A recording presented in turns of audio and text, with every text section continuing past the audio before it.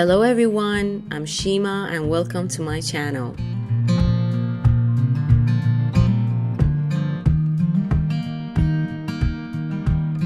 So for today's video, I decided to talk about the differences between oil painting and watercolors. I started doing watercolors like 3 or 4 months ago. I've seen a lot of artists on YouTube using this medium and I was so excited to try them on because I see a lot of techniques, and especially the ones with mixed media. They work with color pencils and watercolor, or sometimes with ink and markers. So I love to learn new mediums all the time. I get bored if I just work with one medium for a very long time, so I just change my mediums. I try to challenge myself and learn new techniques.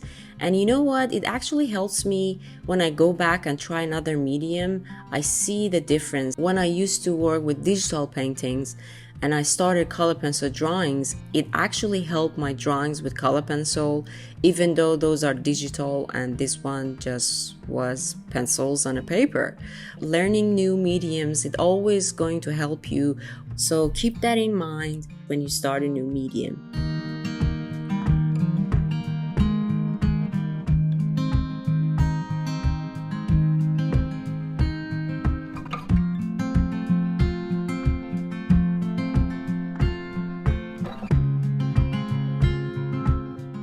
So as you know, oil painting and watercolor are two distinct painting techniques, each with its own characteristics and challenges. Oil paints are made from pigments mixed with a drying oil. They have a creamy consistency and can be blended and layered over an extended period, and it just allows for corrections and fine details. But watercolors consist of pigments suspended in a water-based solution. They are transparent and they just rely on the white of the paper for highlights. And this is one of the challenges that I'm still learning.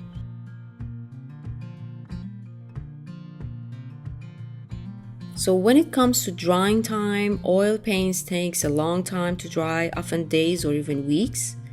This drying time allows you to have more flexibility in adjusting and reworking the painting.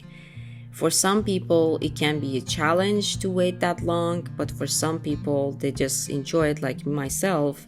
I really love that because if I don't like anything in my painting, I can just redo it and then just wait for it to dry and put another layer on top of that. But when it comes to watercolors, they dry quickly, usually within minutes, sometimes even seconds. And this rapid drying can be both an advantage and a challenge, as it requires most of the artists to work swiftly and plan their layers very carefully.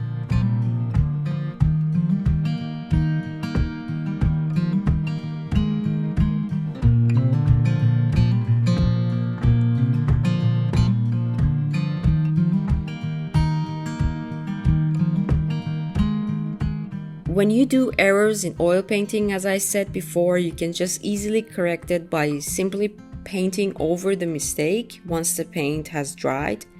And this makes it forgiving for beginners. But watercolor, when you do mistakes in watercolor, they're more challenging to correct since the paint is translucent. I often need to work around errors or lift the paint with a damp brush, which can damage the paper, so you really have to be careful with that.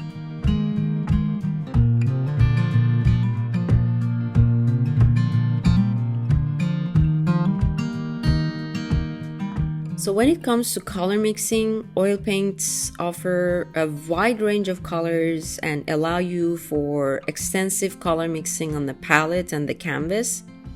But watercolor artists must always rely on a limited color palette and the transparency of the paint for mixing colors. You have to always plan color mixing, and it's gonna be crucial when it comes to watercolor. Oil paintings require a lot of supplies, including paints, solvents, brushes, and it just makes it less portable for plain air paintings. But watercolor is popular for its portability since it only requires paints and brushes and water. So you can just easily go outdoors and work with watercolors. You just need to take your palette and a piece of paper, and you can use these water brushes that you can just easily put water inside of them, and just with one brush you're already done. You can just take it outside and have fun with it. But unfortunately with oil paintings you're not going to be able to do that. So when it comes to challenges of watercolor, one of the things that is a little bit challenging for me, it's the transparency. Achieving vibrant and opaque colors can be challenging due to the inherent transparency of watercolors. So you must carefully layer and plan the colors.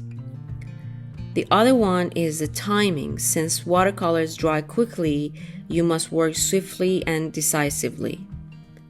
Timing and control over the wetness of the paper are also really critical. The paper selection, as I said, it's one of the things that you have to be really cautious about. The choice of watercolor papers greatly affects the outcome.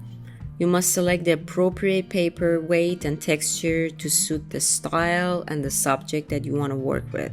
For example, for this painting that I'm doing right now, I use a hot press paper, 300 grams, and it's just good for mixed media. If you want to put color pencil on top of it, you can easily do that since it doesn't have so much texture. It's very smooth, and it's good for mixed media mostly. But the challenges of hot press papers are that the blending is hard. It's not that easy to mix the colors with hot press paper. So you really have to know what kind of a medium you want to use and just select your papers wisely.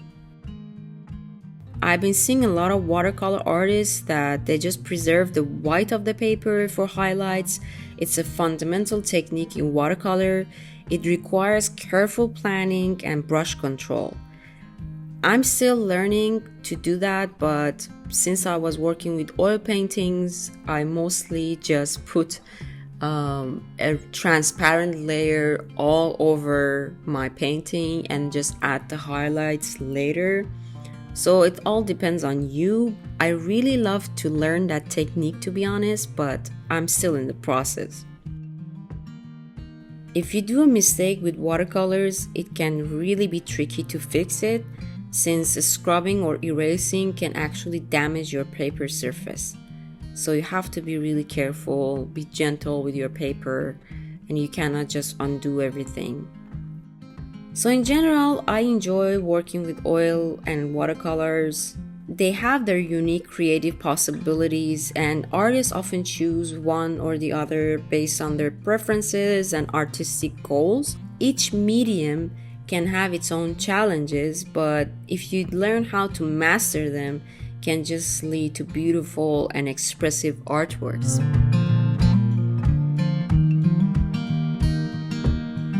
So my painting is done. I hope you enjoyed this video and you learned something. If you just started a new medium and you have your own challenges, please write down in the comments. Let me know your experiences with watercolor if you had any, and don't give up. Artists are flexible to learn new techniques all the time, and that's the beauty of being an artist. So hope you enjoyed this video, and thanks for watching. See you in the next one.